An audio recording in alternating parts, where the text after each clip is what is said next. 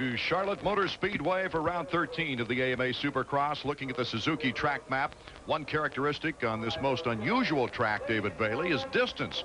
4,000 feet compared to the usual indoor track of about 1,500 feet. That's right. I hope this show's not long enough for me to tell you all about this racetrack, and I hope you've got a big screen TV, because this track is huge, but it's also pretty muddy, and one part of the track that's not very big, that's the first corner. The guy that can get through there because of the muddy conditions quickly can have a huge advantage. Right in the middle of the track. The qualifying procedure for Supercross doesn't change for sloppy tracks. Each rider runs in one of two qualifying heats, with the top four finishers getting direct transfer to the main event. They'll also get their pick of the better gate positions, of course. The rest of the field goes on to the semis, where the top five from each go to the main event, and then the remaining two gate positions left for the 20-rider field come out of the last chance qualifier. Here in the first qualifying heat, you see Doug Henry starting to jam things up. There's Kevin Windham, number 38. Ryan Hughes, the second man in the point standings, along with Jeff Emig, third in the point standings. Ezra Lusk, sixth. A good shot at the top five should he do well here tonight. Phil Lawrence, Larry Ward, Jimmy Button, Greg Albertine, Todd DeHoop. Just a few of the guys getting ready right now, as you see Emig starting to put on his goggles there at the starting line. As you know, I think the way the stagger of the heat races, who ends up in which heat, it always changes from week to week, but it looks like this week the first heat is the toughest. There's a lot of guys in there, and inevitably some good riders are going to have to go straight to the semi. There's not enough room for the top four spots. And I think you're going to see a lot of guys fighting really hard, because you don't want to be out there all night in this mud. You know, the wind has come out and dried the track off. They've done a great job getting it ready, but you definitely want to make it in the first run. 30-second board is up. Let's go down to Marty. Remember the last time that we were running in this kind of slop, it was Dallas over a year ago. Remember who won that race? Doug Henry. Keep an eye on number 15 in this heat race. Always a good mudder, Rick Johnson. Yeah, definitely. He comes from that part of the country where you get a lot of rain. He gets to practice in it, play in it, so he's comfortable. But this track, I hate to tell you, it is not a mud racing track anymore. They've cleaned up the slop. They've taken the whoop-de-doos out. So it's more or less a Supercross track. They've flattened out a lot of things. Okay, the board is sideways now. Check that gate, and it's down. A good start for Emig, number 2. Albertine. Lawrence to the inside, number 13. It's Jeff Emig and Phil Lawrence. Lawrence also, he cased it early, but Lawrence had a good performance in that rainy Atlanta last year, where Doug Henry got his victory. It looked like Ryan got out of the gate pretty good. He wasn't able to do the triple right there, so he's going to lose a spot to Albertine, but he kind of got a gift there from Lawrence. He looked like he was right directly behind Lawrence, and Lawrence cased it and was able to get around, move up front.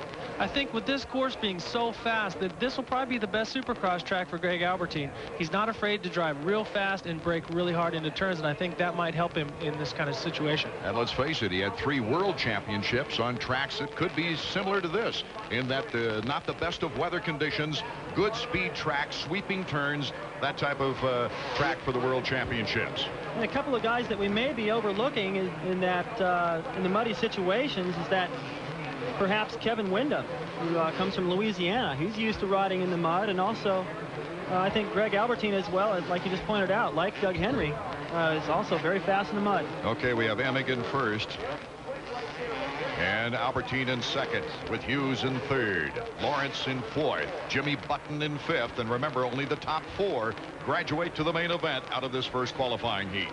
As you look at Ryan Hughes, you see some things flapping from the side of his pants. He put some rags in there so he can, if he does get into a muddy situation, he can pull them off, put them on the grips, and get some extra traction. Vision is going to be a real problem tonight. You'll see that roost, we call it, flying up more than ever. That's the reason why these guys, Rick, as you pointed out earlier as we were talking, they're not going to want to follow anybody, so they may not develop into a one-line situation like I thought it might, because the track is starting to get drier. And you'll see these top riders make a lot more mistakes than usual, and it's not because they're not very good, it's because the conditions out there are horrible. But as the races continue, I think they're going to work the track in each time they get a break in the action, especially through there and some of the tracks, sections where it's starting to get rutted, to hopefully provide better racing. I think the rider that changes his lines and keeps looking for new lines, because as the grooves get big, you can move off to one side, maybe keep up a little more speed. So I think the smarter rider is definitely going to come out ahead, the one that is searching a little more for new lines. Wyatt Seals, of course, looking anxiously, hoping that Ryan Hughes will pull up on second place. Greg Albertine, our leader, is Emig, number 2, out in front. And we'll be back with more qualifying action from the Charlotte Motor Speedway right after this. A 250 qualifying heat number 1 is underway with Emig out in front. Right now we're looking at Greg Albertine in second place and Hughes. Ryan Hughes number 5 as we switch over to Emig now in the lead. But Albertine and Hughes having a real battle, pulling up I think a little bit on Jeff Emig, guys. Well, they're starting to find the lines a little bit. Emig just he had the clean racetrack. He didn't have any problem with his vision. He could go anywhere he wanted. Now the other guys perhaps in a battle trying to Hughes is not satisfied with third place, and he's been fast in this long straightaway right here. Approaching. Here comes Hughes through that sand trap that they cleaned out to help the track, and he makes a nice clean pass on Albie. The best finish of a qualifying heat for Hughes or Albertine was second place this year. Well, once you decide you're going to make that pass, you gotta get up there and make it stick, because if you follow the rider too closely, you're just going to get a face full of mud. You'll run out of vision. These guys have little tearaways they pull off. If you run out, you can't see. So you got to make that pass as soon as you catch up to the rider. And Ryan Hughes is one of the kings of committing hard. You know, Ryan's a strong young rider. He's not afraid to get in there and get physical. So if he gets close to a rider, he is not going to hold back. He's going to stick his nose in there really hard. Ryan really embarrassed by last week's fall from first place to fourth, but he says, I learned a lot, mainly to ride my own race, not care about anybody else's. Though the pressure really started to play on his mind last week, David. Well, as soon as he got into the lead, he started thinking about, oh, here's my chance to win. And, you know, when you think you're going to beat McGrath, and he knew that was his chance, and he put himself under way too much pressure instead of just getting the job done. I felt like if Ryan could have just pretended like it was Wednesday and he was out riding with Jeremy, just kind of horsing around, Jeremy would have never caught him that quickly. He may never have passed him, and he's learned that lesson. It won't happen again. Hughes in second place as Wyatt Seals looks for his rider to come around to the mechanics area.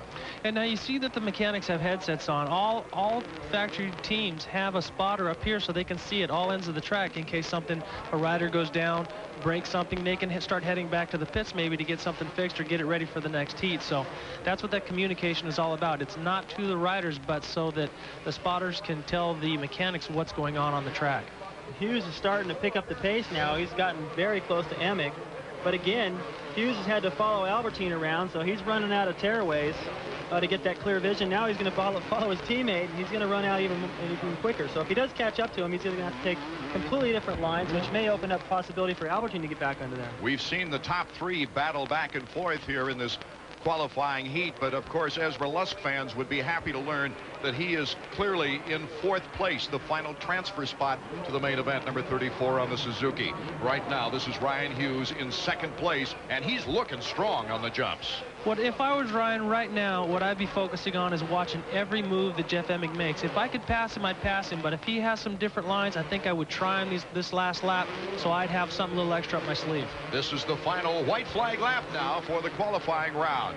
The order has remained the same. Look at the great crowd here in Charlotte. That's a compliment to Supercross after the tremendous tornado-like winds we had earlier, and especially the tremendous downfall of rain.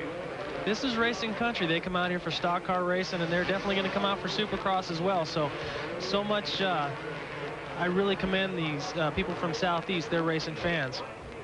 And of course, the guy getting the biggest ovation when they introduced earlier to the fans while we were waiting for the action to start was Damon Bradshaw coming back. This is his native land. So this is a section right through here now that I'm noticing. That's where Emig makes up a lot of his time. That's when they get around, go across in front of the starting line past the mechanics area. Emig's quick through there, but they seem to get a little closer as they approach the finish line, and that might be bad news for Jeff. But right now he's got a comfortable lead. Ironically, Emig seems to be making time on the straightaways. You look at it and think, how can someone make time on the straightaways? Well, obviously, he's doing something right on the jumps right before the long straightaways or the turns right before, because he seems to pull out a good 2-3 bike lengths every straightaway. Jeff Emig on his way to winning this qualifying heat with his teammate Ryan Hughes in 2nd place and Greg Albertine in 3rd. Ezra Lusk is still quite a ways back in 4th place. Here's the checkered flag waving for Jeff Emig. 1, 2, and 3. Boom, boom, boom. Ryan Hughes right there. The first checkered flag of the day going to Jeff Emig. Marty Reed will be with him when we return. North Carolina. These are the riders that have earned their way, and a hot shower, really, probably before the main event here in Charlotte, North Carolina. In the opening qualifying round, Emig, Hughes, Albertine, and Lusk going to the main event. And that means, of course, Wyndham, Ward, Henry, Lawrence, just some of those who did not make it and will go on to the semifinal round. Let's go down trackside to Marty Reed.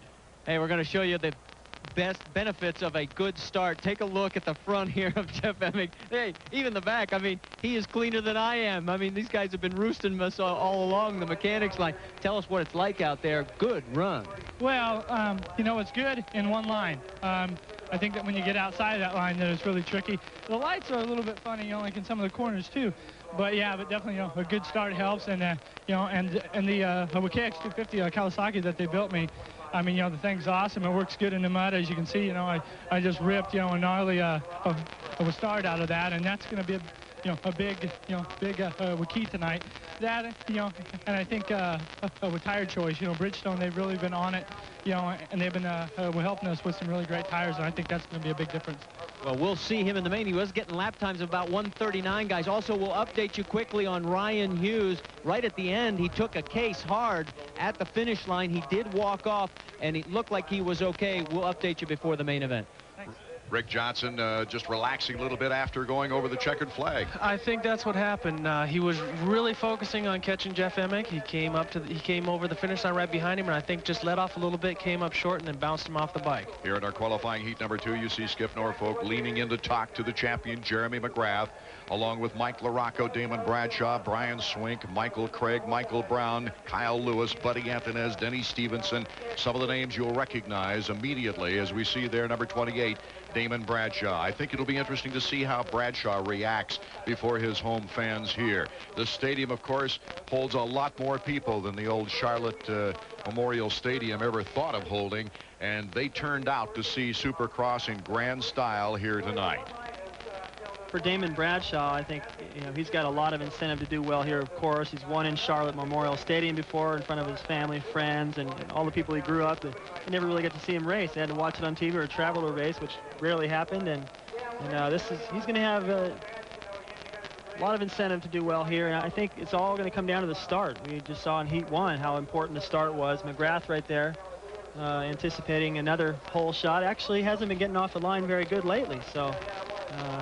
Find out in a short. That could definitely be a factor here, because if you get off to a bad start and you do get a bunch of mud piled in your helmet and mess up your tear-off system, you're going to be fighting it the rest of the night.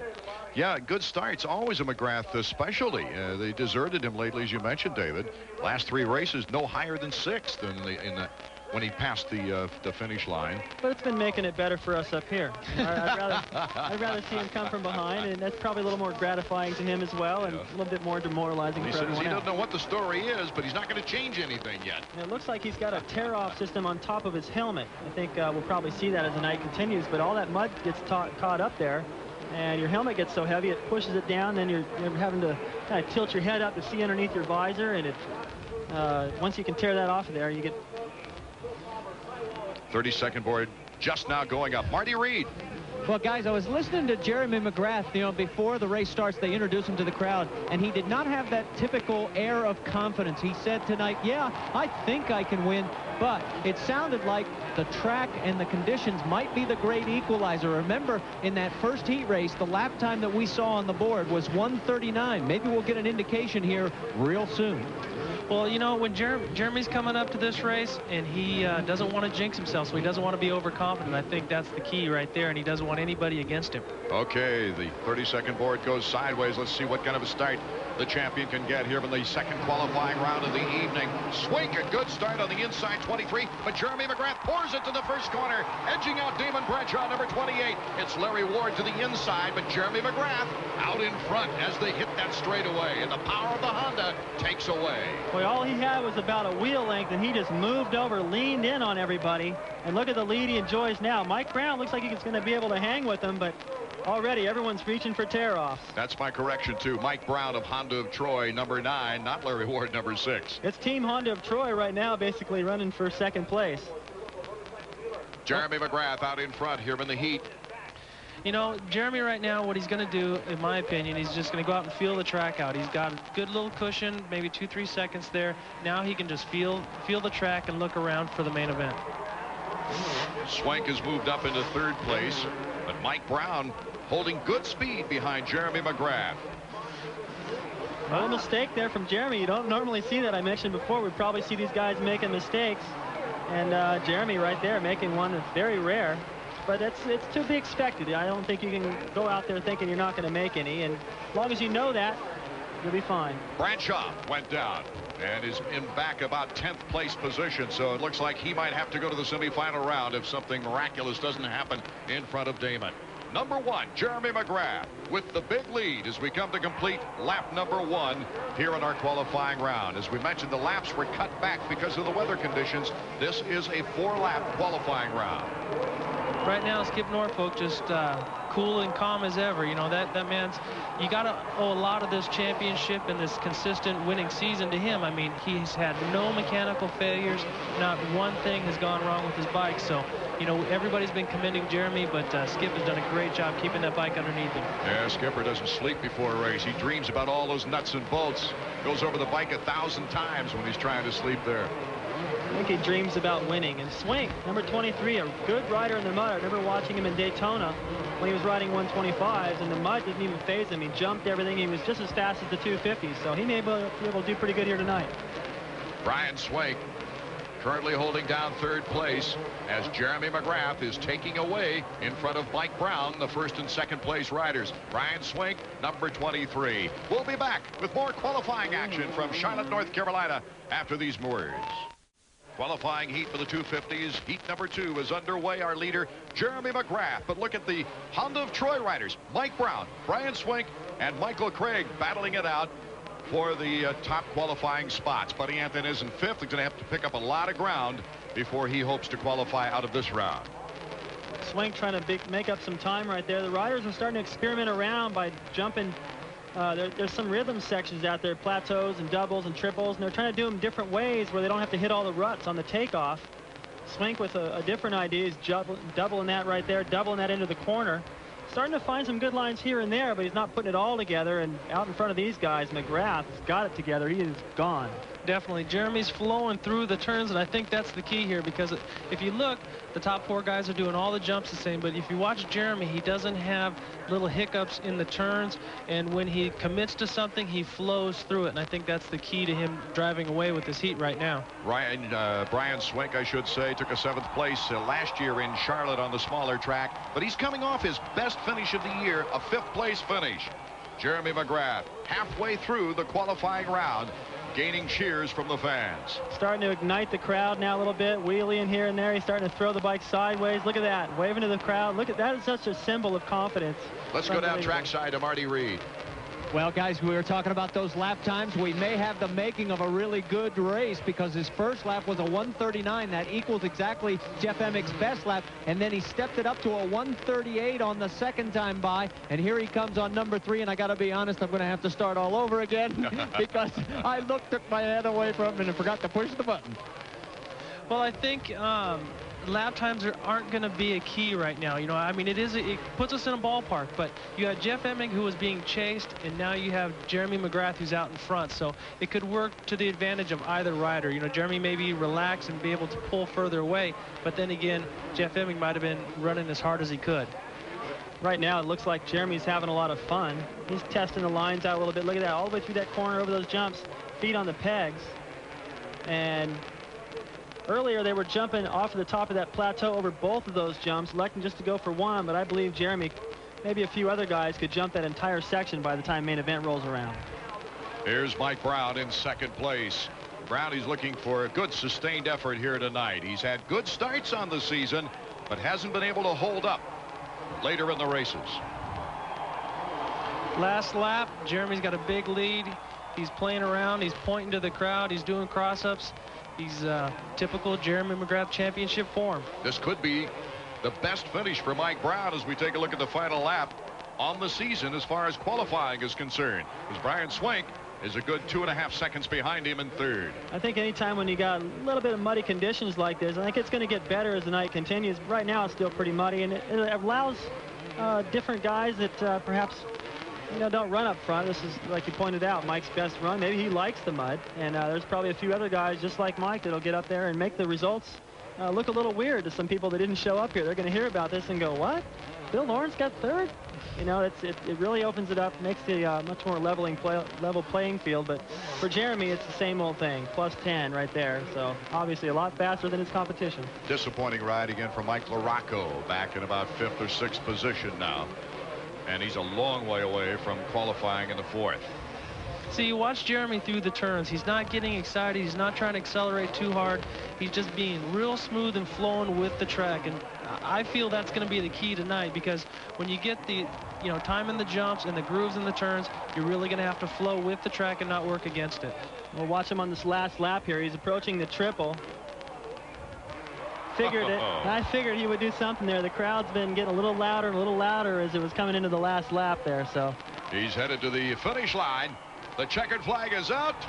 Jeremy McGrath, the top qualifier out of our second heat.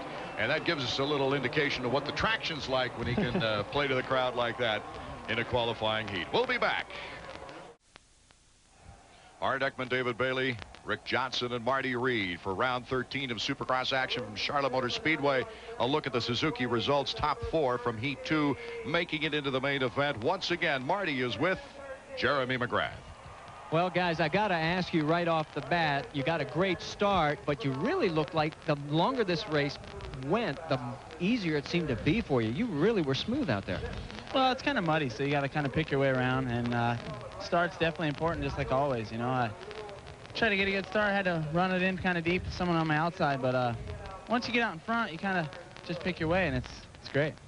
As far as comparing your heat with Jeff Emmig's, your first lap was almost identical, but we just checked with the team. They said your heat was 8 seconds quicker for 5 laps than him. Does that make you feel good?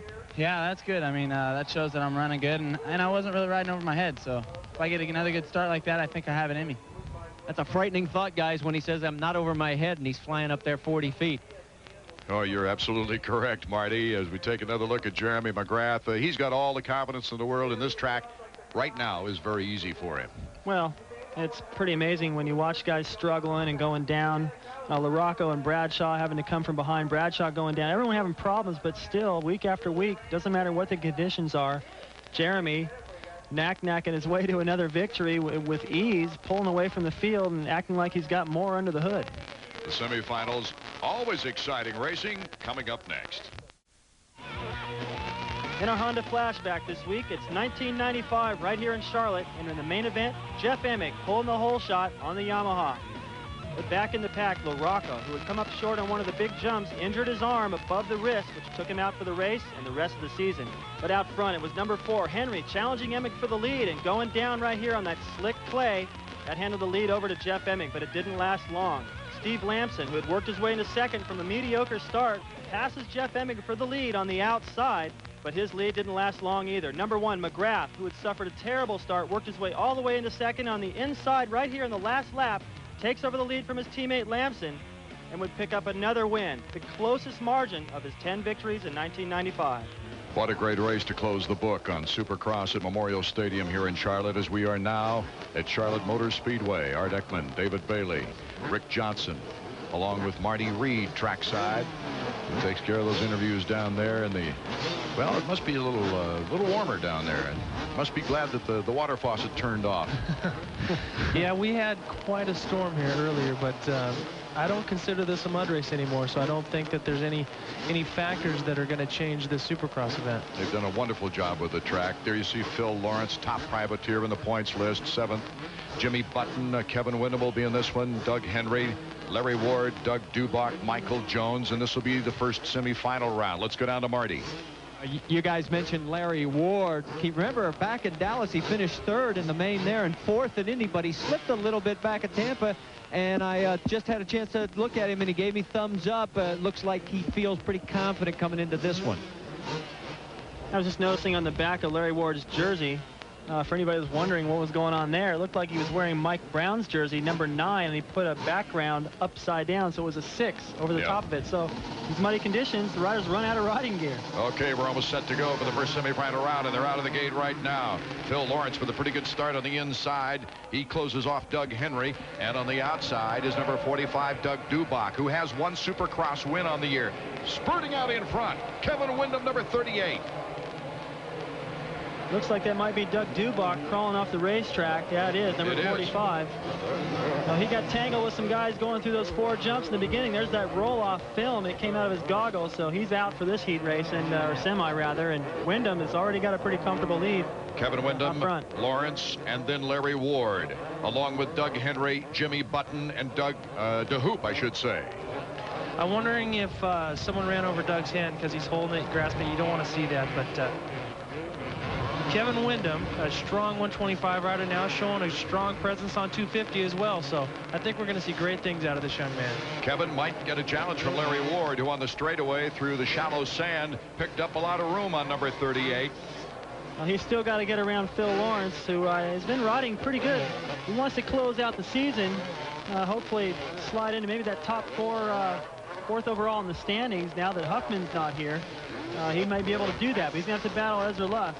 Phil Lawrence, number 13, and Larry Ward, number 6. A good battle going on for second place. This is something you don't usually see in Supercross, but it's a nice obstacle to have. A long straightaway where you got to brake hard, so a lot of technique is involved there, but see, to the average person that wants to see jumps and bumps, you don't see that.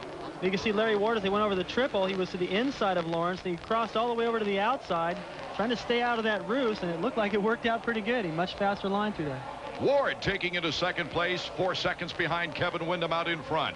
Larry Ward, then Phil Lawrence, and Doug Henry starting to pick up on Phil Lawrence. Well, it's still pretty muddy out there. I agree with Rick. It's not that much of a mud race anymore, especially considering how much rain we had and how bad the track looked about an hour ago. But I think a lot of people were looking at Henry like, hey, you got to be glad it's raining. And he had a smile on his face, but he had a lot of trouble in the heat race and still back in the pack here. So if you can't get off the line, it doesn't matter how good you're riding, you got a lot of work to do to get to the front. What's unbelievable is how much these riders are spreading out. I don't know if it's the mud or the speed or if a combination of both, but if you notice, the riders aren't real close together. Kevin Wyndham, you got about 15 bike lengths, then you got Larry Ward, then you go all the way back to Phil Lawrence, and then to Doug Henry. So the race is spreading out much more than we usually see in Supercross. Part of that may be because of the fact there's not that many technical obstacles for riders to make up or lose that much time. Everyone's just going up and down these long straightaways. Everyone goes about the same pace. Little mistake by Phil Lawrence, and Doug Henry catching up to him, trying the inside. Phil breaks away. We'll be back with more semifinal action from Charlotte, North Carolina after this. Semifinal number 1 is underway from Charlotte Motor Speedway. The top 5 riders out of this round qualifying for the main event. Out in front, as you saw, Wyndham, and then Larry Ward in second place. This is our 3rd place rider, Phil Lawrence, number 13. And he's got a little bit of company from Doug Henry, who's at times been really close, pulled up next to him, but has been unable to get around Phil. Henry, I think, you know, a lot of, like I mentioned before we went to the break, a lot of people were expecting him to do well in the mud, but what's happening is it's getting dry here and there. It's forcing sort of a one-line situation, and when you do get up to the back of the rider, it's really difficult to pass because you got to go out in them where it's still muddy to do it.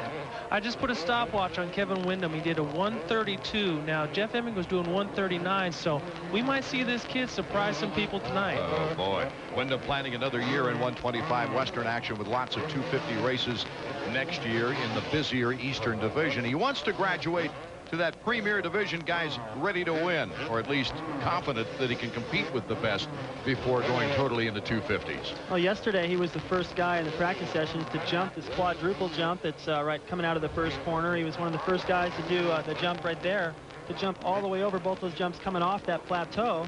And he was really just the measuring stick for a lot of the other riders, seeing what he was jumping, and he looked fantastic. And now heel clicker, oh my goodness, in this track condition. A lot of confidence in this kid, and you know, I haven't seen the kind of performance on the 250 from him that I thought I would have, but tonight may be the night.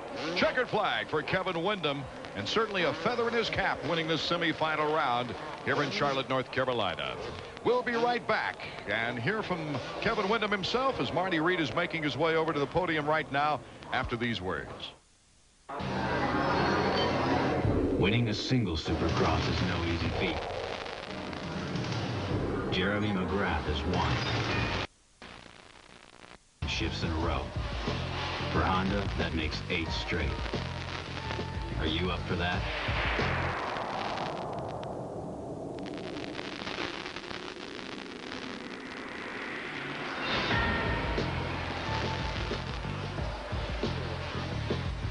Ekman, David Bailey, Rick Johnson, and Marty Reed braving the trackside elements down on the track. These 5 riders making the move to the main event. I would imagine that well, they're pretty happy that they don't have to go back on that track condition as far as the last chance qualifiers concerned. But his first checkered flag of the season for 250s anyway, Marty, is Kevin Windham. That's right. It is his first time up here in the semifinal victory lane position, but you had a second in a heat back at Tampa. It looks as though, and tell me if I'm right or wrong on this, according to our lap times, the track may be getting a little drier, a little better. Yeah, the lines are starting to establish a lot better. It's you know, getting some hard grooves in places, and we're able to do a lot of the jumps, and you know, the track's definitely getting better as the night goes on. Now, a couple of the guys have mentioned that there are certain spots that lighting comes into play. Are you finding that to be the case? Yeah, there's a few sections that have a little bit or need a little bit more lighting, but you can see the ruts, and it's not that bad. So you know, once you get a rut, it's pretty good. But you know, you could be a little brighter, but it's not that bad. So do you think this track will get even better before the main? Yeah, it's definitely getting harder, and more lines are starting to establish. It should turn around and be, you know, it's going to be a little wet, but it's going to continue to get better. Kevin Windham, your winner in semi number 1. Well, we saw him do that hill clicker in the replay right there. He saw Mike Metzger do it and was very impressed. And then, guys, just trial and error during practice. He said one time his hand came off the handlebar. The next time he got his heel caught on the handlebar, but was able to ride them both out. I'm impressed with that kid. It doesn't matter if he wins or loses. He's always smiling. He's young, and he's got obviously a lot of natural talent. He's good on the 125 and the 250. I think he's going to be around for a long time. Mike LaRocco having to go to the semifinal round to try to qualify for the main event out of South Bend, Indiana, from Team Suzuki. Not having the season that he had hoped for. Of course, coming back with reconstructive knee surgery at the very beginning of the season. I think it was probably around 75%. He wouldn't admit it, but I don't think he came back physically because of that tremendous operation he had. He's had 3 third-place finishes, and there's Damon Bradshaw, number 28, of course, the hometown favorite here in North Carolina. Well, I know he'd like to redeem himself from that heat race where he didn't get off to too bad of a start, but then he went down, had to come from behind, and you see that determined look in his eye. I'm not sure if that's anger or determination, maybe a little bit of both. Also, Buddy Anthonez, Kyle Lewis, Ty Wallace, Greg Schnell, Gene Newmack, Denny Stevenson, Cliff Palmer, some of the other names we'll be looking for here to qualify for the main event out of the second semifinal round. And Larry Brooks, the team manager for Chaparral, sitting out for his till his body heals up. He's been through quite a lot, and I think he's going to make an excellent team manager. Larry has ridden forever on all different kinds of bikes and many different levels of motocross racing competition, and I think he has a lot of advice to offer these young guys coming up. He was always a good promoter for himself in the privateer ranks, able to get sponsorship money and so forth, and is very good at communicating with the riders as well. Well liked by everyone. The sign is sideways. And we're just about set for the second semifinal round of the 250s here in Charlotte, and they're off.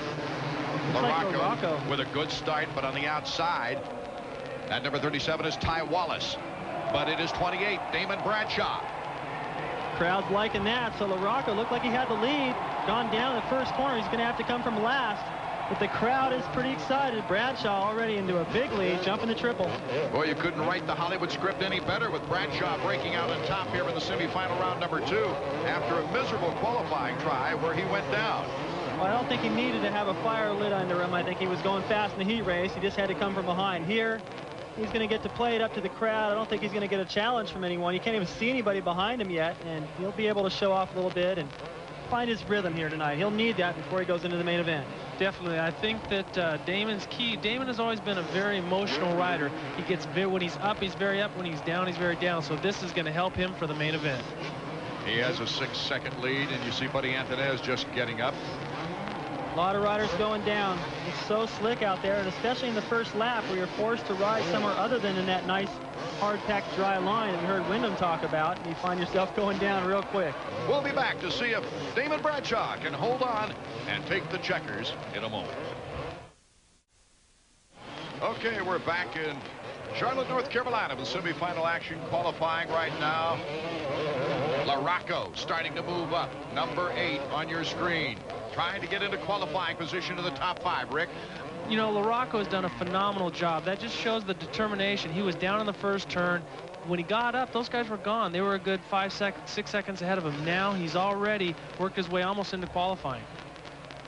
Well, I think that the fact that the competition in this heat, now I'm not putting down any of the guys that are in this heat, but the caliber of Mike LaRocco compared to who he's in here with in the semi, he's going to carve through these guys. The question is, can he get off the line in the main event? I know he can come from behind. I see him do it just about every week, but if he can get a good start, he's riding good enough in these conditions to be a real threat for the podium. Well, David, he did get a good start. He just got knocked down on those first section of bumps, but I just took a lap time on Damon Bradshaw, and he is 3 seconds slower than Kevin Windham, but I think Damon's out there just playing it cautious, playing it smooth, because he's got a big lead, no one even close to challenging him, and here he comes up on the last lap, so he's just taking his time and just saving that energy for the main event. We're seeing Denny Stevenson, and Mike LaRocco cuts inside, gets away from Denny Stevenson. Mike LaRocco up another spot. That was an excellent line from LaRocco. Set that up coming down the straightaway, just cut to the inside and gassed it. He's in third, behind Newmark. Closed out Stevenson, and the crowd's starting to get excited about his comeback. I think he's going to be able to, he's got plenty of time to catch Newmark before the end of this race. Yeah, with these laps being so long, you get a minute and a half to chase somebody down. And a lot of times that's close to 3 laps in some of the smaller Supercross tracks. Well, we're going to have a lot of good talent going to the last chance qualifier in situations like this. Depth of talent improving this year after you get by the domination of Jeremy McGrath. Yeah, this is a pleasant surprise. It's not as really a surprise, but this is a good feeling to see Damon Bradshaw win in his hometown. So I think not only for this main event, but I think it's going to carry him through the year because when he's at home, people are going to talk about him. And if, you know, regardless of what he does in the main event now, he's won this semi, and they'll have something to talk about. The crowd's on their feet. They're going bananas. Bradshaw starting the season with a third and a second, getting on the podium twice, but then suffered some really tough rounds. 19th. 11th place, 7th, 8th, and then came back with a 2nd place at Daytona, equaling his best 250 performance ever there. There he goes over the triple. Not much of, I thought he might do something. A little wheelie, though. Trying to get the crowd excited. Didn't have to do much. They're already excited. This has got to feel good for Damon. Although it's only a semi, it's still a victory. Checkers. Damon Bradshaw, and the flash bulbs pop from the stands. All but 2 of the 250 main event gate positions have been filled. Marty talks with our semifinal winner number 2, Damon Bradshaw, when we return. Up top, Art Ekman, David Bailey, and Rick Johnson. Down below, Marty Reed from the Charlotte Motor Speedway. As you see the semifinal results from heat number 2, Damon Bradshaw, Gene Newmark. He has now qualified for his 9th event on the season. Mike LaRocco, after the first turn crash, out of the first turn, comes all the way back to pick off 3rd. Stevenson and Antonez also qualified. Marty, let's hear from you. Well, chief mechanic for Damon Bradshaw put on the board on lap 2, enjoy. Could you hear that crowd? They were going nuts. Yeah, I sure could. It felt real good, and I would like for that to be in the main event and maybe be able to take the checker flag like I did there and have these people behind me. That's there's nothing, can't even explain that feeling, and I haven't had that feeling in a long time. How much harder is the main going to be? It's going to be tough. You know, start's going to be the name of the game. There's not a whole lot of room out there to pass, and main deal is just going to be a good start and stay clean. Well, no last chance qualifier for Damon Bradshaw, and as you said up there in the booth, he's already king of the hill as far as the Charlotte fans are concerned. We'll see him in the main. Okay, Marty, reliving some of the memories anyway from 1990 when he took the championship here in Charlotte on that Yamaha. Before our 125 main event, it's time for a Suzuki riding trip with Pat Alexander. Cycle industry. While we were away, the 250 last chance qualifier concluded with Michael Jones of Export, Pennsylvania, and Kyle Lewis of Rosamond, California, getting the final 2 gate positions for the 250 main event. Marty Reed, incidentally, went on a mission back in the pits to find the banged-up 250 rider, Ryan Hughes. Well, right at the end of his heat race, Ryan Hughes cased it hard. You can see the damage on his chin. Bring me up to date. What all is wrong, and how are you feeling? I put a hole in my chin, about 1 inch wide. Chipped, I think, 3 teeth, and I don't know. To me, it feels like I might have broke my jaw. And you're going to ride? Yeah, I'm going to give it. I'm going to try. Are you going to be able to put the helmet on? Have you tried that yet? Yeah, I put the helmet on, and it feels all right. So I'm going to, you know, go out there, and if I feel good, I'm going to race. If I don't, then, you know, I'm going to have to pull off and try not risking anything. Well, guys, as we found out so many times, that's why they're on the bikes. That's why we're here. It's a different breed to be able to get on these things when you're this banged up. Good luck. Thanks a lot. Art Ekman along with David Bailey and Rick Johnson up top with Marty Reed down on track side. And gentlemen, 125s are on the track right now, kind of getting that parade lap to see what's happened to the track this evening. When you've been out there, you know, you ran your heat, all these different races have been on the track, and so you've just been in relaxing, waiting for your main event. So when they go out on the track, it's very important for them to look for passing lines, how the lighting is affecting them, and also just to get warmed up. So some riders go out and be a little aggressive, other guys just like to take it easy. Our Suzuki starting grid noting out that Mikel Pichon, Robbie Skaggs, big surprise, top qualifier out of Heat 1. John Dowd, Davey Yezik, Corey Keeney, Scott Sheik, Barolio, Ramsey, Bogart, Karsten, Deegan, LaRusso, some of the riders here from the 125 main event. Of course, Mikel Pichon, number 1, the charming youngster from Le Mans, France, has the chance tonight to clinch his second consecutive 125 Eastern crown for Split Fire Pro Circuit. And of course, Mitch Payton couldn't be happier. Yeah, definitely. Mitch has had a dominating 125 team since it started back in, I think it was 1990, with Jeremy McGrath winning back-to-back championships there as well. But one thing about this main event is that they have shortened it because of the length of the track. You know, most lap times are just under a minute or so, but out here they're a minute and a half, and on these 125s they could be close to almost 2 minutes. So a shortened main event, in this is a little bit more of a motocross style race than a supercross. 15 laps instead of 20. John Dowd, of course, looking for his second win in a row. He would love to end the season with a victory. He sure would. You just got to look at Pichon right there practicing his start, and I was going to point out that the start tonight, because of the short main event, is going to be extremely important, also because of the vision. And on that parade lap, it's a little different than usual because it's muddy. A couple of the guys stayed on the gate. They didn't want to go out and ride around the track. They figured they'd seen enough, and you could really make some enemies out there by gassing it in front of somebody and giving a face full of mud before they even get to go off the gate. Yeah, there's John Dowd. I want to correct something too. It's 10 laps instead of 15 for the 125s. Our 250 main coming up later has been sliced 5 laps from 20 to 15 laps. Whenever you get a muddy situation, sometimes I would hang back, because when you go cruise around and you're flinging mud up under your fenders and clogging your knobbies up, you're adding weight to your bike, and like I say, you're filling up your tires, so that could hinder your starting. So it'd be interesting to see what happens here. You look at Michael Pichon's front wheel, you can't even see the knobbies. It's just one big brown tire, so it's going to be interesting. You look at 2 different starting styles here as well. You got John Dowd with a deep groove and Michael Pichon with the packed-in groove. So let's see who gets to the first turn first. Pichon would love to wrap up the crown tonight, saying to us earlier that I would have no pressure to go out for the win in the East-West confrontation coming up next week in St. Louis with Kevin Windham, whereas I would have to be careful about the point situation if something drastic could happen here tonight. John Dowd would love to stay in the hunt. Great crowd here in Charlotte, North Carolina, in their first appearance for Supercross here at the Motor Speedway. You see that Ramsey's mechanic's got an extra pair of goggles. He doesn't need goggles. That's in case Ramsey comes in, needs to make a goggle change. These guys can do that. They'll lose time, but they feel like they can make up a lot more time than they lose by making that change and having the mud out of their face and clear vision for the rest of the race. We saw Scott Sheik and a couple of those riders like Ramsey trying to move up in the points. A lot of riders will put on a set of goggles with no tear off so they can get a real clear look at the track when they go out for the parade lap. So a lot of times mechanics will carry them, but most of the time they're carrying the spare set that they ran on the parade lap. 32nd board is up. It has not gone sideways yet. That's when the riders get nervous time or get concentrated and focused, knowing that gate's going to drop at any second. Okay, it is sideways. You hear the rev. And they're off. Pichon at the point gets squirrely. He touched bikes with the Dowd, and out in front 25 is Deegan. And right behind him 72. Grayson Goodman yes. Came from nearly, he was the second from the far outside, so a great start from Grayson.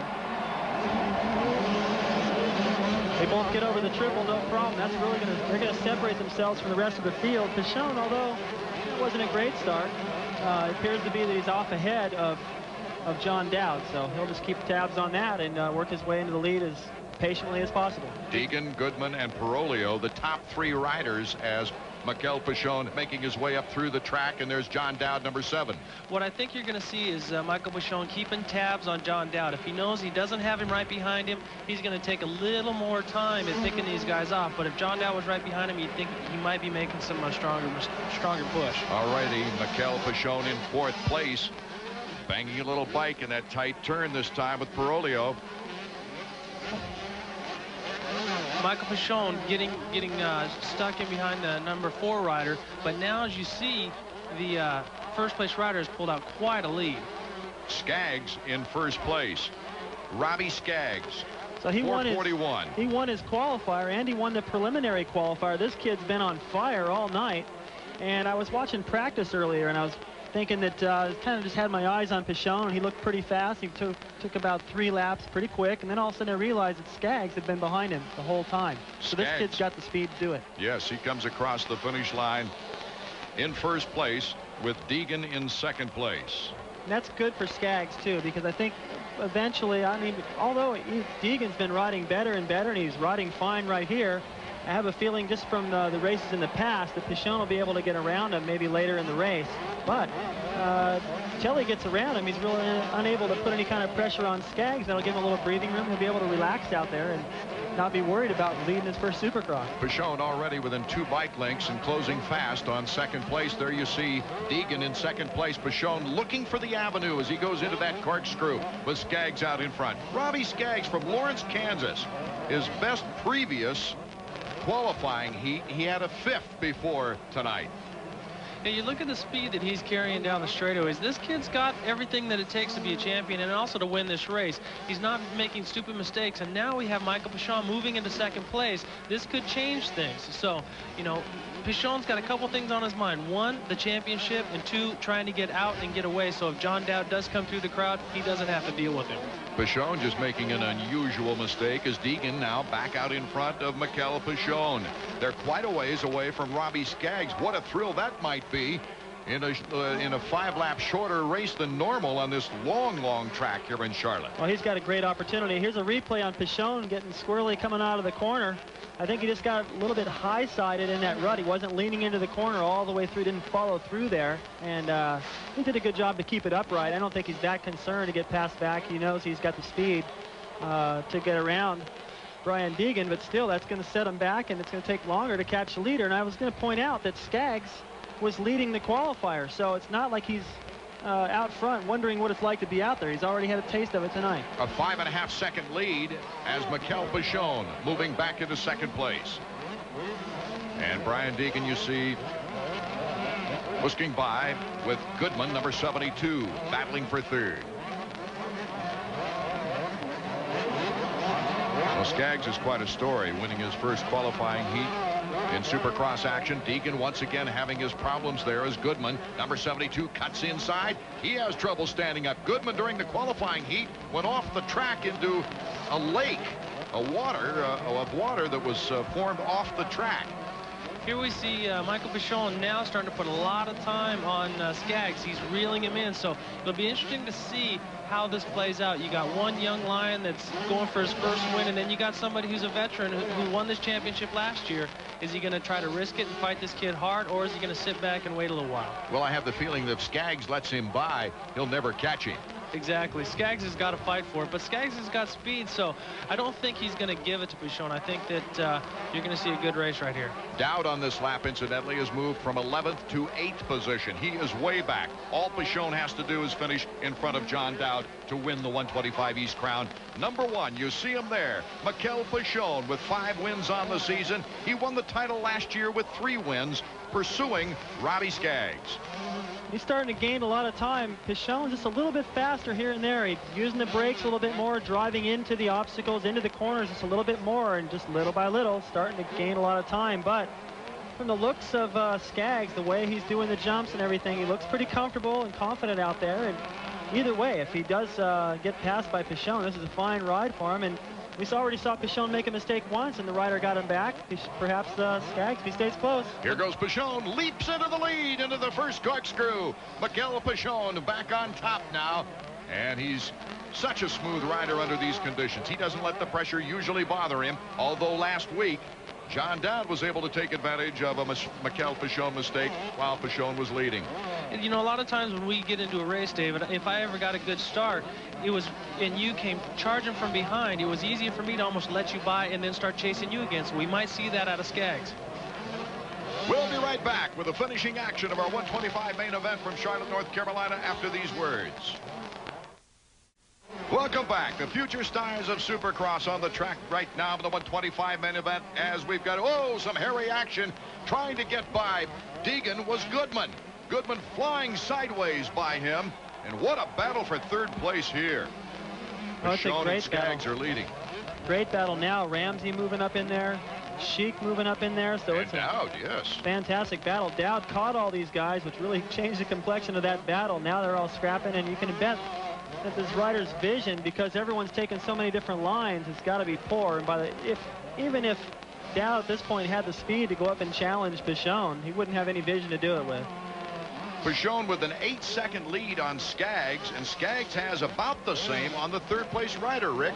Yeah, if you look at John Dowd right now, you can see how much roost he's been eating this whole moto. Like David says, his vision and his ability to see might be hindered. So Michonne's got a big lead, so now what John Dowd has to do is just push his way into second place and hope for Michonne to make a mistake. But he's doing a dynamite job running that Yamaha from the back to the front. Sheik, Ramsey, and Dowd battling it out. Scott Sheik has performed well recently. In fact, he'd been on the podium a couple of more times if he hadn't had last lap mishaps in the last race and at Indianapolis 3 races ago. But he had a podium and a hole shot down in Tampa. You know, I've been in this position that John Dowd is in. He knows that he's fighting against Michonne for the championship, and right now his hands are tied. Michonne's way out in front of him, and so he's thinking, what can I do here to make something happen? And there's really nothing he can't. Just ride his best, jump into second place, and like I said, hope for Michonne to make a mistake or have a mechanical failure to take this championship into the next event. Really, it just all came down to the start, and whenever Michonne needs to start, he gets it.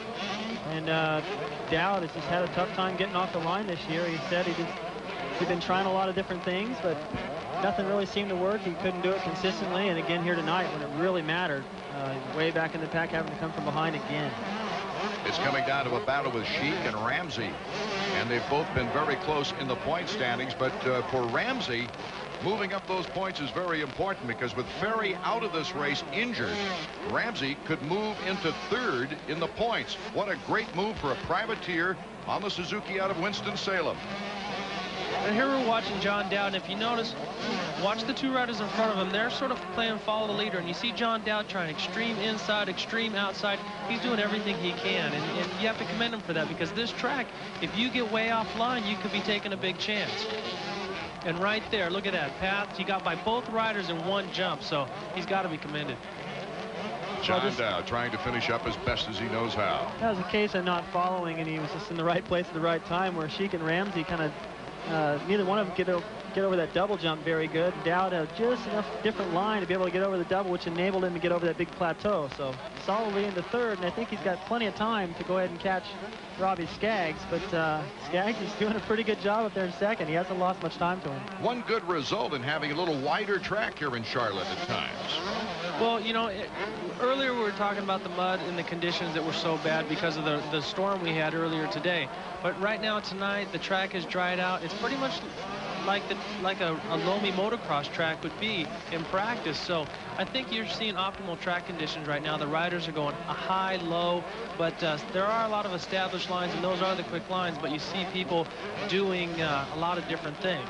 Michonne going by the mechanics area right there, and Chad giving him the signal board plus 10 seconds. 10-second lead over Skaggs, and just to be smart. Championship's yours. All you got to do is keep it on 2 wheels. Even if he fell right now, he could get up probably and still win this thing, but no big mistakes. Here's the Honda stopwatch to get an interval between first and second place.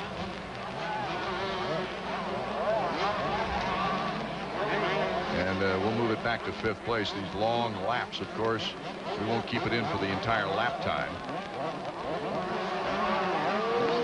Noticed it in the background, getting ready for the 250 race. Phil Lawrence running. Says he likes to run before the race and get warmed up. There was a shot of it, if anybody saw. Well, a 29-second, well, actually a 30-second lead over 5th place, and when you got something like that, you can really relax. Track really starting to dry out now. The guys have done a super job to keep it dry. They did a lot of work on it after practice, where it was just horrible. to try to pull some of the sand out, put it in other areas, and the track's actually getting really nice. Pichon with a 12-second lead over Skaggs. Skaggs now with only a 3-second lead on John Dowd. Now Dowd's definitely putting the pressure on. You see how fast he's going through that sweeper right there, making up a lot of time in places. In the beginning, he was forced to take a lot of lines that he didn't really want to have to take because everybody else is in his line, and he was getting roosted. There he's lapping Jeremy Buell. And now he's starting to get over these doubles clean. He gets over that plateau into the corner, keeping pretty good momentum. John Dowd's an excellent mud rider, and he's really starting to shine right now. Well, you know, John Dowd had nothing to lose when he came off that start in a bad position. You know, him and Pichon touch coming into the first turn. So he's just going for it. When you got that kind of momentum, David, you know you come from behind. In fact, at Daytona, I watched you come from almost last place to second. Once you got that drive on your side, there's almost nothing can stop you. But in a similar situation, I had gotten a good start, and I was out in front, and there was really nothing that we could do as far as the race was concerned. You just had to race for second that time. And just like Dowd is right here, I was hoping you were going to fall. Well, last week was a great win for John Dowd. He's learned a lot from his rivalry with Pichon. Yeah, he was actually putting in a little bit faster lap times, but you know, again, he had to because he was behind me. So you know, that was good. I finally got the situation I was looking for, and you know, I was able to handle it, you know, fairly well. I felt pretty strong, you know, physically wise and stuff. You know, I went right to the end pretty good. I was able to, you know, to keep up the fight to the end of the race. And keeping up the fight's important for him. He's not a very aggressive personality, but a wonderful person and a very talented rider. You know, and John's not the youngest guy on the circuit, so, you know, I really admire him because once he got that confidence, that first win in the mud at Hangtown, he's really come alive, and he's been around for a long time. So, you know, there he goes right into second place, and now he's in a position to just kind of go after Pichon as much as he can, but you know, he's got to hope for a mistake out of Pichon. A big mistake with at least a 13-second lead right now. Mikel Pichon looking to wrap up the 125 Eastern Division title in style with a victory here at the Charlotte Motor Speedway. As he went by the mechanics area, he was lapping Tommy Clowers. Clowers' ride without goggles threw him away to the mechanics area, and it's just about impossible. Here's the replay of the pass. Dowd just got a great drive out of that rut through the corner. Perfect balance. He was able to accelerate, clear that up onto the top of the plateau, off the double into the corner, and that's the difference. Skaggs is going good everywhere, but there's a few jumps that he's been a little tentative to tackle, and now it's dropped into third place. You know, Skaggs has been running all day. He had to run a preliminary, a heat, and all that, so he's a young guy. He might be fatiguing a little bit here, and with getting a hole shot, you know how you hold your breath, David, and you really get real tight, so fatigue might be a factor with him. White flag lap. As Also, John Dowd comes across, he's starting to cut in, but I don't think he has enough time even on this big track. Yeah, also experience, I think, Rick, for Skaggs. I mean, he hasn't been up there with these guys. In his heat race, he sure looked good, but with these guys running ahead of him, you get intimidated, and now he's kind of gone through that next phase of getting an opportunity to go up there and try to beat him. Now he knows what it feels like, and probably if he has this opportunity again, he won't be that nervous. It'll be interesting to see if he can hold on to a platform position right now, because on the podium, I should say, because he only has a 3-second lead on Ramsey, and Ramsey is trying to drive up those point totals. Yeah, lots happened in this race. You know, if it stays the way it is, Michael Pichon has proven that he deserves that #1 plate. John Dowd has learned how important being in the front on the start is, and Skaggs has learned, you know, to relax a little more the next time around. But watch John Dowd. He's making a charge. John Dowd is very close, dangerously close to Pichon. I'm not sure if Pichon realizes that Dowd is close as much as he has. He doesn't have that far to go, but he's got a couple of lapped riders in front of him, so it's not over yet. We might be able to pick up Dowd in the back of this, you know, as Pichon goes to take the checkered flag, but it doesn't look like it's going to happen tonight. Pichon coming down the straightaway right now. #1 will retain his #1 plate if he stays in front of John Dowd. Makes you wonder what would have happened if they got off the line pretty much together. The checkers for Mikel Pichon, pardon me, as John Dowd cuts across just about 2.5 seconds behind the 125 East champion. That's got to be bittersweet for John Dowd. He rode a phenomenal race, but just came up one peg short. And we'll hear from our winner, Marty Reed, sloshing his way to the podium. All that and more when we return. The 125 just concluded. Mikel Pichon polishing off a championship here in the East in style, winning it with John Dowd, a game second. Robbie Skaggs, his best Supercross performance in 125 in his lifetime. Nathan Ramsey, Scott Sheik rounding out the top 5. And as we look at the infield area, Marty Reed is with our defending champion and champion again. Hey, 2 times in a row. He's going to wear the #1 plate, and they're throwing up the T-shirts. First off, Skaggs gave you all you could handle, didn't he? Yeah, he worked very good. That's the first time he was in front of me. I didn't know where he was, and that was a very tough race. You know, I got not a good start, and at the end of the race, 2 laps before the end, I didn't jump the triple, and I didn't jump many jump. I didn't do it, so I saw Dowd. He came back so fast. The last few laps, I was scared, making a lot of mistakes, and the track was not very easy tonight. And that was a tough race, but I'm very happy I got 6 wins this year, and that was a good ride. Let's bring mechanic Chad Watson here. Chad, congratulations to you too, because this is a team effort. Yeah, it is. We the whole team, me, Mitch Payton, Mikel, his father, everyone's worked really hard this year, and it's paid off.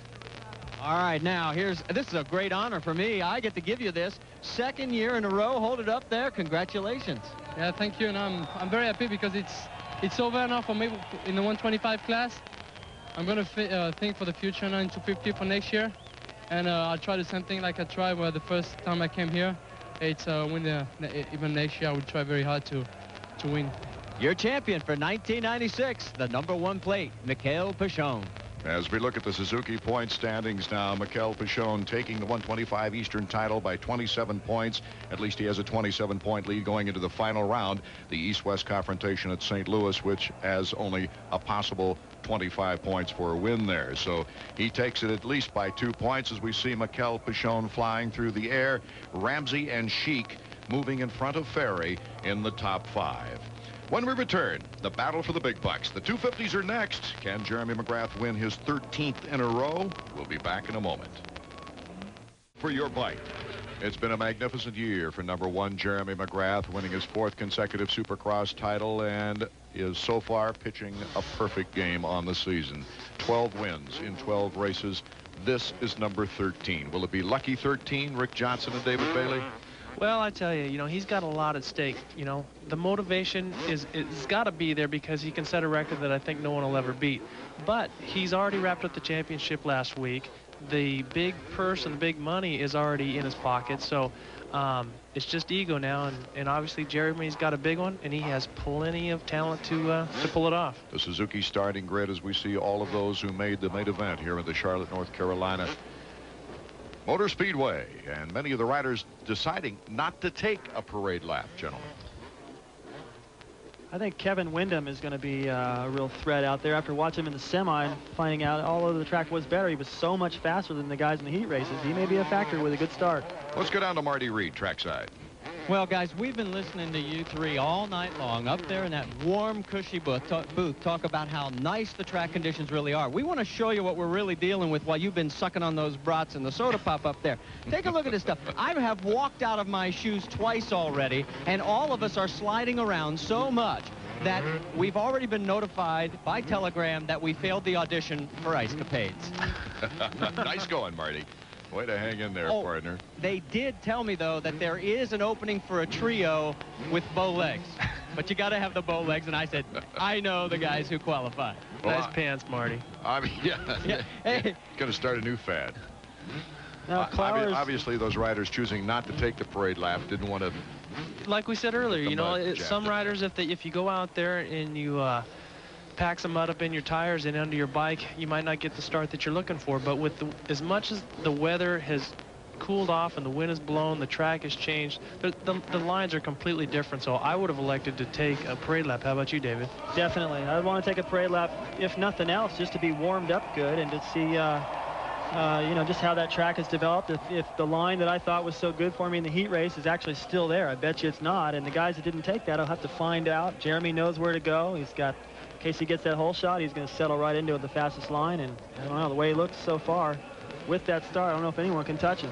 They're looking down on the bike of Jeremy McGrath now. Skip Norfolk in back. They're just making sure he's lined up perfect in that rut. And you saw, I was noticing a lot of the guys that went over in front of the starting gate. They're not allowed to go out there and mess with it.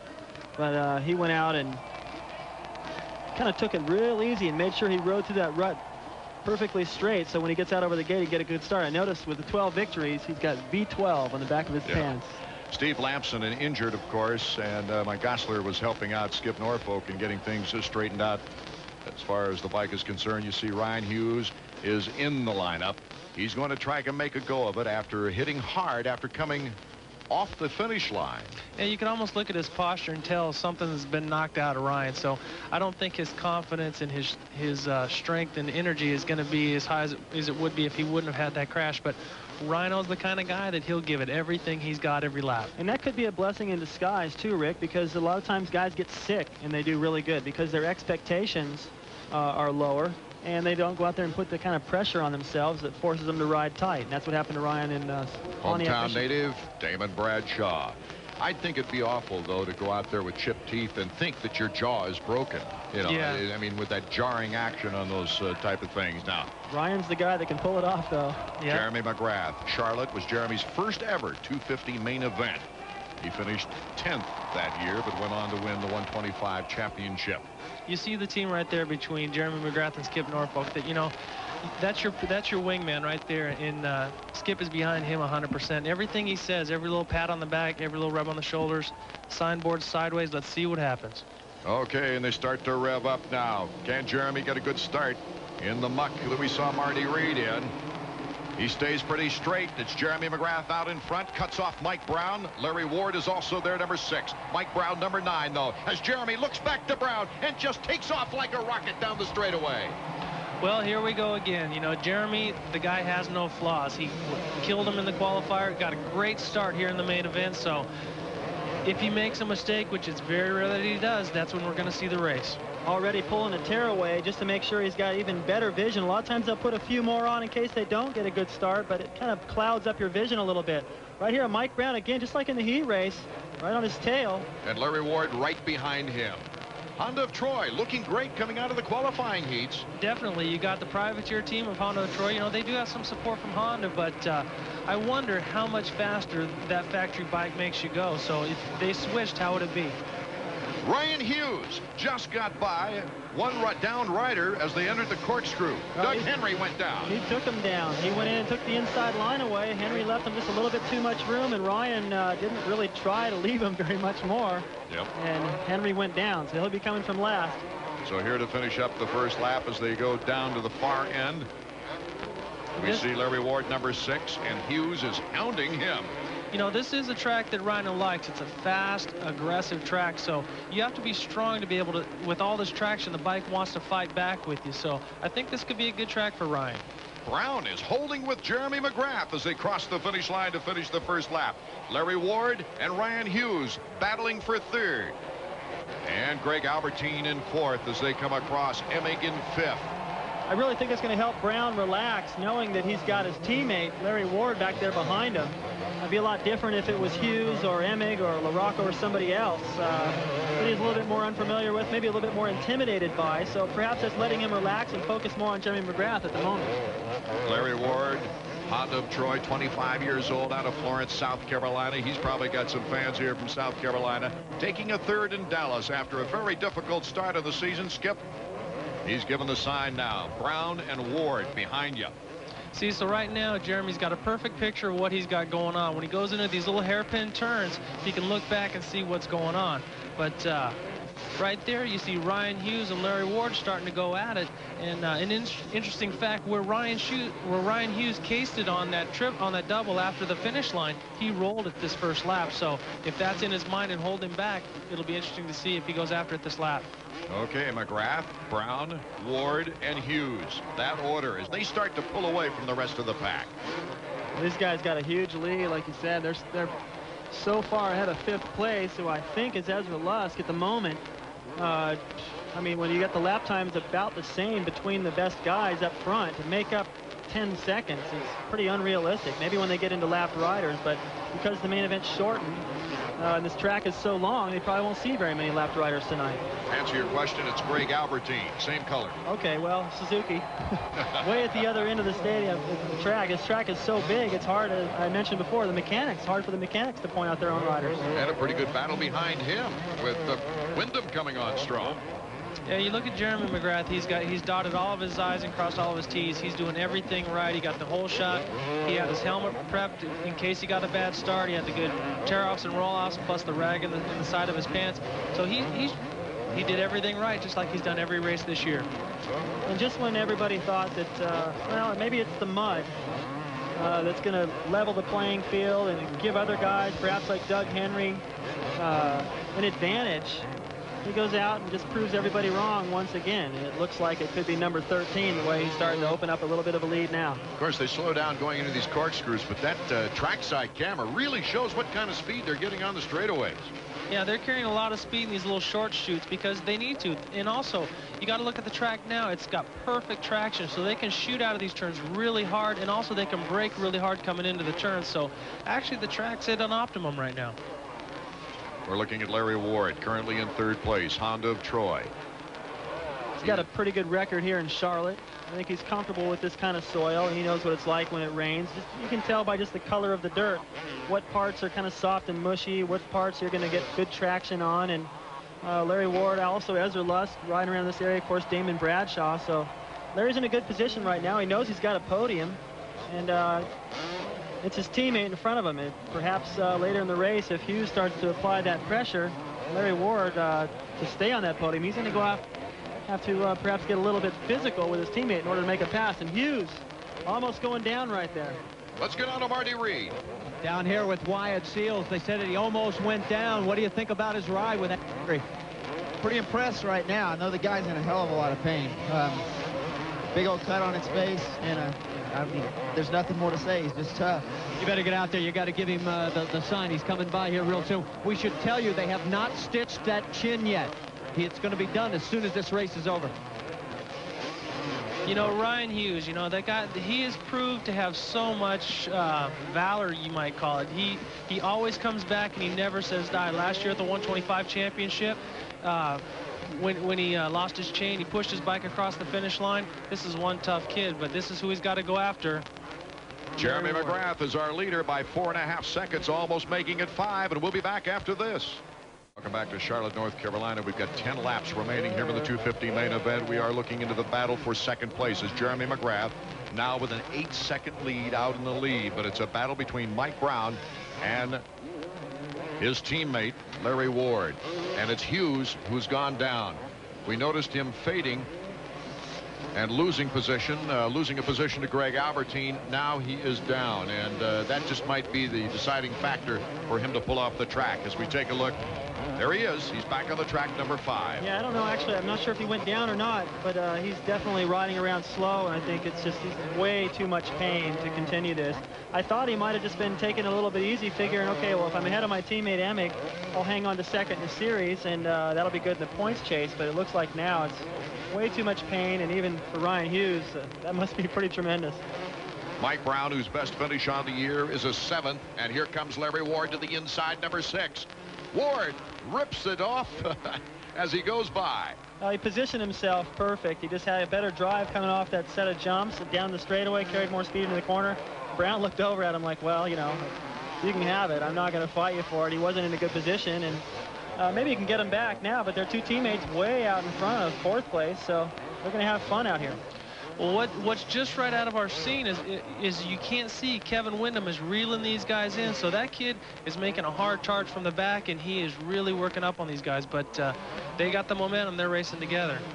This would be Larry Ward's finest finish of the year, and after such a dismal start coming off the European circuit with a broken thumb and a late start, really physically, this would be a good boost if he could have some nice finishes here to end the season. Larry Ward has always shown really a lot of brilliance when it comes to short bursts of speed like this little area that he was just jumping. But let's take a look at Jeremy McGrath. Everything that he's doing, he's very fluid. not getting too excited if his wheel pops out of a rut or anything like that. He just flows with it, and he's concerned about the lap riders and everything on the track. Rick, Jeremy is so balanced. You know, there would be some people with tremendous confidence that Jeremy has step over that line and maybe accidentally ride a little bit over the edge. Well, when you start winning as much as he has, which no one's felt that except him, you know, I've had my streak, and David has had his streak as well. Sometimes you think you can do anything, but I think the key to Jeremy's success is not just his riding, it's the balance of his life. He likes to have fun, he likes to ride, he likes to train, but he doesn't overdo it in any one area. One of the biggest keys to McGrath's success, I think, is, as you mentioned it earlier, Rick, mechanic Skip Norfolk. And we asked Skip how they were dealing with this mounting pressure to win them all now. After Daytona and 7 wins, that was kind of like, well, hey, maybe this thing could actually happen. You know, there's 8 races left, and you're going, well, maybe not. But deep down, you're believing in yourself that, yeah, it could happen.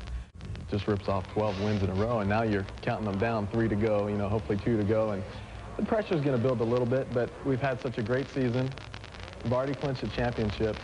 So anything that happens from here on out, you know, you're not expected to win them all. Nobody's ever been perfect. Yeah. And I'm trying to look at it that way and trying to get him to look at it that way. Hey, if it happens, great, let it happen. If it doesn't, you've already accomplished more than you've ever, or than anybody's ever accomplished. Jeremy McGrath leading this race, looking for his 13th consecutive victory in front of Larry Ward, Mike Brown, Greg Albertine, and Kevin Windham. You know, Art, everywhere I go, you know, a lot of people in the stock car racing know my past from motocross and that, but almost every second sentence that I get to is, hey, Rick, how you doing, blah, blah, blah. How about that Jeremy McGrath? Everyone from Kenny Wallace to Don Miller, everybody that I talk to, I'm living down here in Charlotte now, so this is all I hear about, which, you know, I'm proud to say I'm associated with the same kind of things that Jeremy is doing. You know, I mean, yeah, it was hard when he beat my records, but now I really want to see, I'd like to see him sweep it because he deserves it. He's a good, clean-cut kid, and he works hard for it. Now I was watching TV, just watching ESPN Sports Center. You don't see motocross on Sports Center very often. All of a sudden, Jeremy McGrath's on there winning Tampa. And because of his victories, and, you know, he's really brought a lot of attention to the streak, and he's, you know, the other riders may not like the fact that he's winning the majority or all the races, really, but it's elevated the whole sport, really, and everyone's benefiting from it. Yeah, there's talks about him, you know, getting on Letterman and different shows like that, so what he's doing will do nothing but raise motocross. The show's right there. Skip Norfolk puts plus 13 question mark, so do what you want, you know. So I think listening to Skip, watching Jeremy, they have the right balance. Honda has a great machine. Those two guys work together. They enjoy what they're doing, and that's tough after you've won so much. Earlier, Rick, we talked, as we see the Honda stopwatch with Jeremy McGrath way out in front. Earlier we talked, Rick, about you getting the Jeremy McGrath and Skip Norfolk together with Honda when they were with Team Green to see if they might enjoy the prospects of joining the support team there. And we were talking with Skip, and Skip had a major decision too. He might have been offered, or probably was going to be offered, a factory job with Kawasaki. Do I go to a support team to get to the place where I want to be on a factory team, or do I take the factory thing right away? Winning is winning. I don't care what class it is, you want to win, and he knew Jeremy was a winner, so he went with Jeremy. Good decision. A lot of pressure now. Albertine's starting to put a lot of pressure on Mike Brown for the number 3 spot. And Windham's back there behind these guys. He's starting, like you said, Rick, he's starting to gain a little bit of time. And now Mike Brown wasn't able to do that big double jump, so Albertine picks up 3rd spot. Best finish for him, looks like it could be for the year. What a boost for Albertine, whose best finish on the season is an 9th place finish in the last race, and there he goes down. Albertine goes down really hard on that triple. Came up a little short, maybe relaxed a little bit, but he came up a little bit short on that, and it shot him right over the bar. Doesn't look like he's hurt, though, and he was able to get up pretty quick, so he's still, Windham's right there. He still has 6 laps to try to get back out there, which is possible right now as we take another look. Well, I think he came up short. He threw the bike a little sideways, which is always a problem. If you're going to come up short and you hit the landing jump straight, you can usually soak that up. The bikes are that good, and these guys know well enough how to ride, and they've come up short before trying new things to pull that off. But he was going a little crooked. There's also a lot of sand down there, so he really stuffed it in there hard. Kevin Crime was able to get around him fairly easily, but look at Mike Brown. He's not making any time right here. He's looking back, too. Yeah, I think Kevin Windham is starting to reel him in now. So I don't know if fatigue is playing a factor or lack of interest, because Larry Ward's out quite a ways in front of him. But that was a tough break. And what it looked like to me is that when Albertine came up off the jump, he just lost the back wheel a little bit, David, and that ended the drive going up the face of it, and came up short and tossed him over the bars. He lost his goggles, too. Would that be any difference? Well, yeah, he's challenging Windham right now without any goggles. I don't know how well he's going to be able to do there, but that shows really the athleticism of these guys and how tough they are, especially Ryan Hughes earlier for even trying to ride the main event. Albertine crashing that back, getting up, and still running around in 5th place with no goggles, challenging Kevin Windham. So it's pretty amazing. But Brown, his best finish of the year, looks like, and I'm pretty impressed with the way he's ridden so far tonight. Windham in 4th, Albertine in 5th. That could be a good battle with 5 laps remaining here in this race. Well, what do we say? Jeremy McGrath has just been dominant, but you have to really commend both of these riders, Kevin Windham and Greg Albertine. After a fall like that, pick yourself back up. Even though he took his goggles off, he probably had some sweat spray the inside, so he had no choice. But both of these riders, I think, learning a lot, and they're dicing back and forth. And this is real heavy dirt, so it's not like sand that you can just blink. If this hits you in the eye, even with your eye closed, it hurts really bad. You can see he's taking different lines.